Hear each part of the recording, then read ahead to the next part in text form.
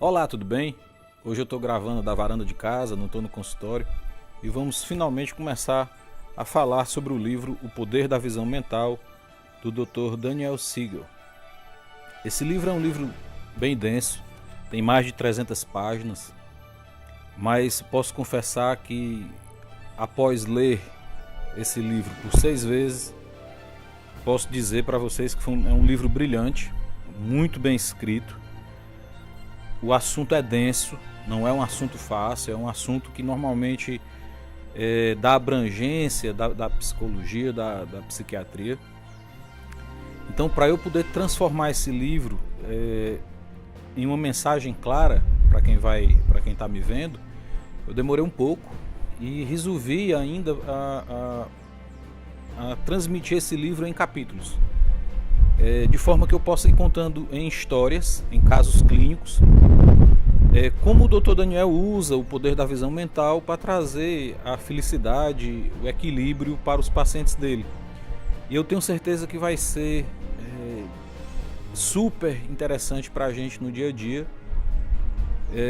Por ser um livro de mais de 300 páginas, realmente a leitura ela é indicada para quem trabalha na área da psicoterapia, da psicopedagogia, na psiquiatria, na psicologia. Mas o leitor, de uma forma geral, se tiver paciência, se realmente gostar do assunto, é um livro super interessante, recomendo demais a leitura. E para aquele que não tem esse interesse de aprofundar tanto no assunto, os vídeos que eu vou ficar postando vão ser muito interessantes e didáticos, porque eu vou relatar os casos clínicos. E eu vou começar citando o caso do Stuart, um senhor de aproximadamente 90 anos, que procurou o Dr. Daniel por estar vivendo uma vida extremamente solitária, mesmo estando acompanhado de todos os familiares, de todos os amigos, inclusive da própria esposa. Ok? Então eu vou ficar passando para vocês com frequência um caso clínico associado ao poder da visão mental, como o Dr. Daniel usou o poder da visão mental para ajudar as pessoas a encontrar o próprio caminho, a encontrar a felicidade. Através de exercícios simples, bem fáceis, bem interessantes, que nós mesmos podemos fazer no dia a dia, tanto eu como você. E essa mensagem eu vou ficar passando com a maior frequência que eu puder, e sempre com caso clínico para ficar fácil, ok? Vamos começar com o caso do Stuart, porque eu acho inclusive muito parecido com quando eu fui começar o meu autoconhecimento. Eu acho a história do Stuart muito parecida comigo. Para iniciarmos o primeiro episódio do livro O Poder da Visão Mental, gostaria que você já se fizesse uma pergunta.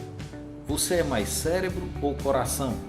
Vá pensando enquanto você vê esse vídeo, porque eu vou mostrar as características de quem usa mais o cérebro ou o coração no dia a dia, ok? Vamos conhecer um pouco do Dr. Daniel Siegel. O Dr. Daniel é formado pela Universidade Médica de Harvard e é professor da Universidade da Califórnia, onde é diretor do Mindful Awareness Research Center. E se você estiver interessado na vida e no trabalho desse brilhante médico, como os livros e artigos publicados, pode acessar o site drdansiegel.com. Como eu falei na introdução, esse é um livro denso, com 376 páginas, com assuntos que não agradam a todos os públicos. Mas se você deseja saber de uma forma mais aprofundada como o Dr. Daniel usa o poder da visão mental para harmonizar as pessoas que o procuram, você pode aguardar o último episódio produzido por mim, quando as 2 primeiras pessoas a responderem a pergunta que farei irão receber o livro em casa. Ou pode já comprar o seu próprio exemplar, ok? Vamos lá então. O Sr. Stuart, 92 anos, advogado, foi levado pelo filho ao consultório do Dr. Daniel contra a própria vontade, pois já que nunca precisara de um psiquiatra, achava que não seria aos 92 anos que iria ter essa necessidade. Homem bonito, sem barba, cabelos grisalhos ondulados, não aparentava ter mais do que 70 anos. Já entrou na sala dizendo que estava lá por causa do filho. Aquela seria uma ideia tola, mas já que o filho achara necessário, ele cedera. Ao telefone, o filho Randy comunicara ao psiquiatra que o pai estava deprimido. Randy acreditava que após o internamento da mãe por pneumonia 6 meses antes, Sturge já havia se tornado um problemão. Deixara de caminhar, de ver os amigos e de ir ao escritório de advocacia que tanto amava. Nos eventos familiares, sentava-se em um canto, lendo jornal ou assistindo ao noticiário. Mesmo quando Adrienne, a esposa, recebera alta, Sturge parecia desinteressado e introspectivo. Após ficarem a sós na sala, o médico ficou impressionado com o desânimo do idoso. A voz e o rosto careciam de expressão.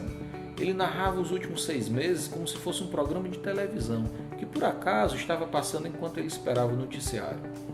Sturge era um advogado de propriedade intelectual, aposentado há 10 anos, mas que ainda costumava frequentar o escritório de advocacia do qual era sócio, para opinar como sábio mais velho, mas nos últimos meses reconhecia que havia ficado mais em casa, lendo. Enquanto falava, era analisado para sinais de demência, mas não havia falhas na memória, na atenção ou na orientação quanto ao tempo ou espaço.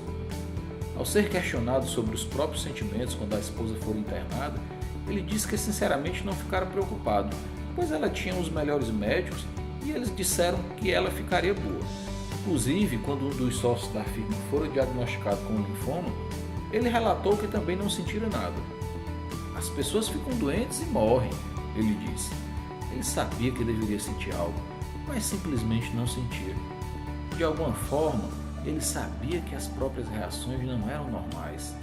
Sturge concordou em voltar para algumas sessões e retornou mesmo.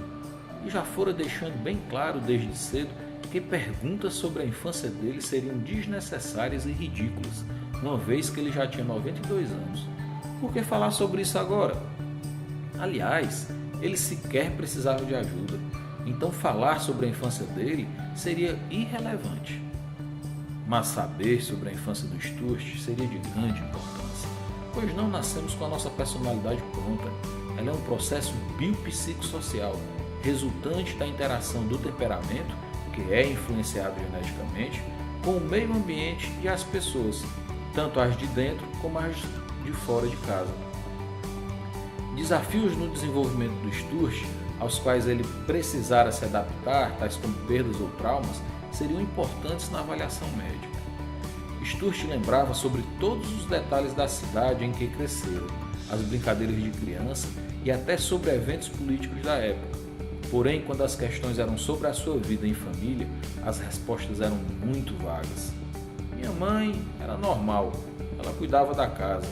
Meu pai trabalhava, acho que eu e meus irmãos estávamos bem. Meus pais me deram uma boa educação. Qual é a próxima pergunta?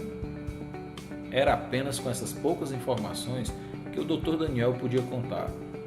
A falta de lembrança das experiências familiares e a insistência de que esses fatos não foram impactantes na vida dele sugerem fortemente que Sturge havia sido criado em um lar onde não havia envolvimento emocional. Essa possibilidade foi confirmada por Adrienne. Ela disse que os pais de Sturge eram as pessoas mais frias que ela poderia ter encontrado no planeta. Adrienne, aos 83, mas em grande forma, disse que esperava que o psiquiatra pudesse tirar Sturge da casca em que ele vivia.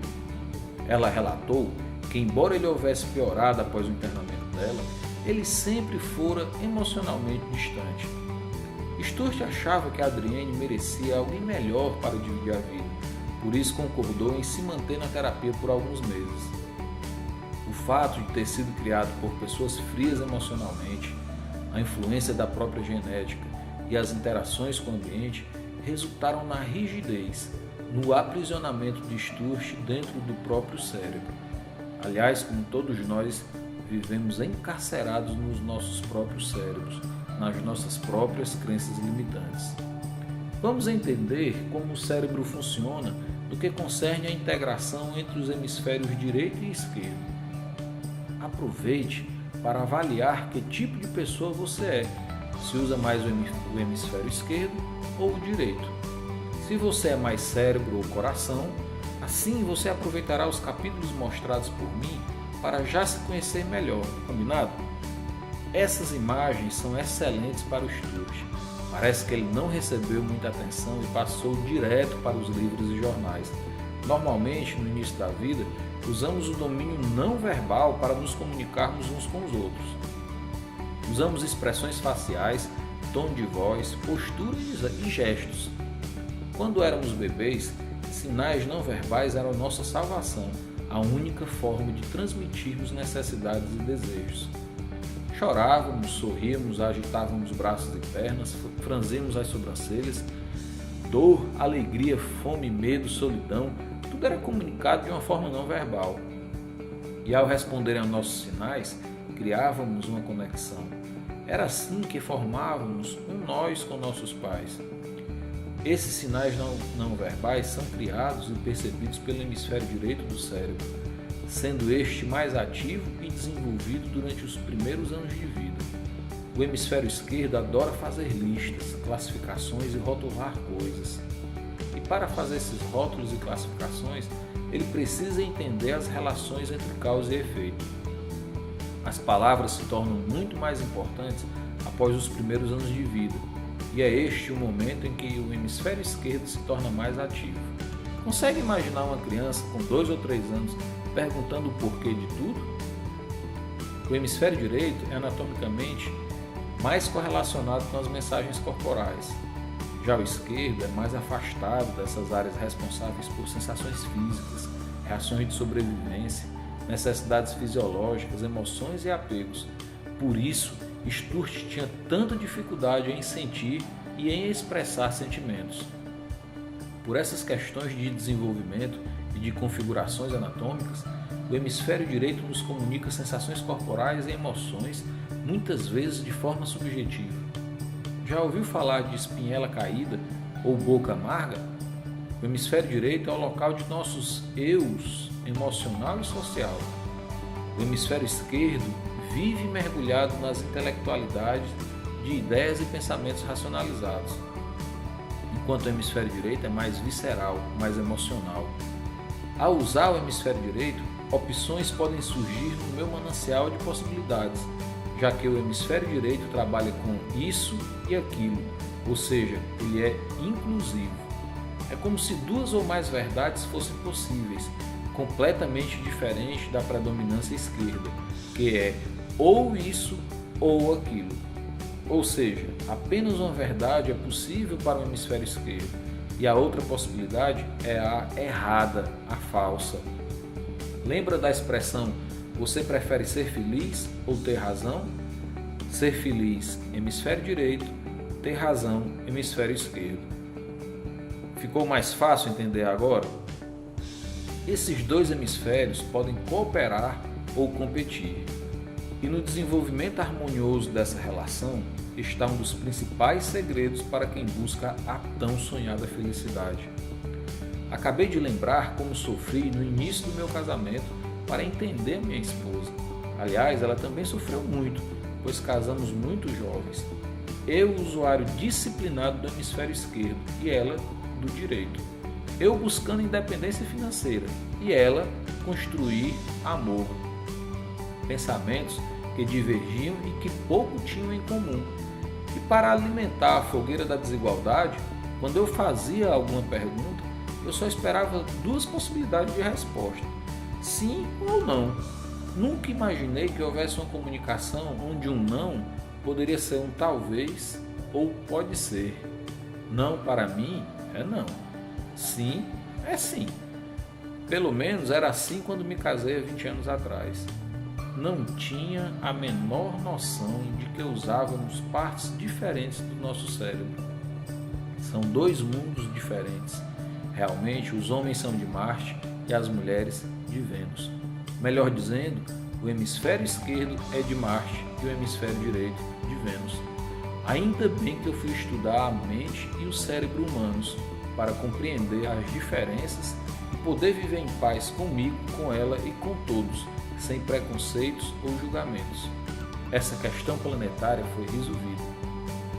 Mas imaginem quantas pessoas ou mesmo países estão em conflito nesse momento por desconhecerem o funcionamento do próprio cérebro. No caso de Sturt, o hemisfério esquerdo dominou o hemisfério direito por muitos anos. A infância fria e emocionalmente vazia, a narrativa de vida sem detalhes autobiográficos e o envolvimento ao longo da vida com uma profissão que exigia trabalho intelectual extremamente lógico mostrava que Stuart havia desenvolvido fortemente o hemisfério esquerdo e que seria necessária uma integração harmoniosa entre seus lados cerebrais, de forma que habilidades que fortalecessem o hemisfério direito deveriam ser trabalhadas. Então surge uma pergunta: é possível usarmos propositadamente ambos os hemisférios em nossas vidas de uma forma harmoniosa?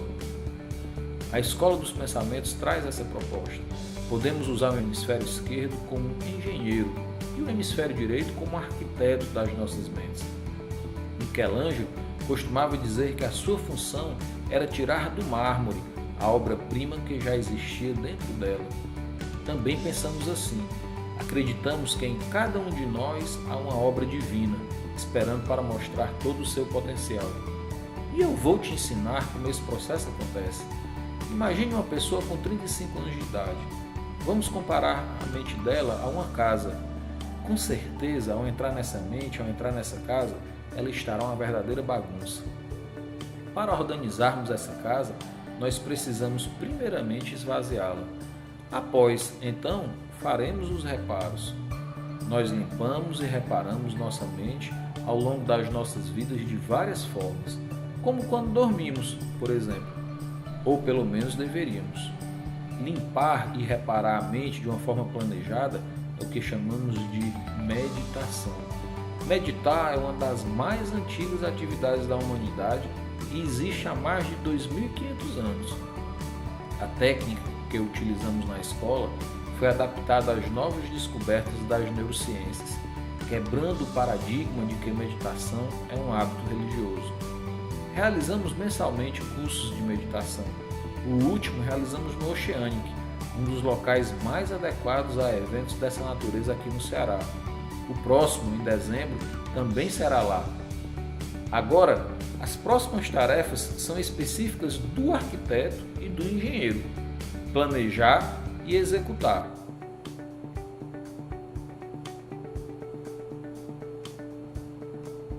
Para isso, utilizamos a PNL, que é a Programação Neurolinguística, e o Life Coaching. A união da limpeza com o reparo, com a arquitetura e com a engenharia, ou seja, a união da meditação com a PNL e o Life Coaching, chamamos de Projeto Michelangelo, em alusão ao grande escultor renascentista. O Projeto Michelangelo, pela complexidade e riqueza de conteúdo, somente ocorrerá 2 vezes por ano, sendo a próxima turma prevista para o início de 2017.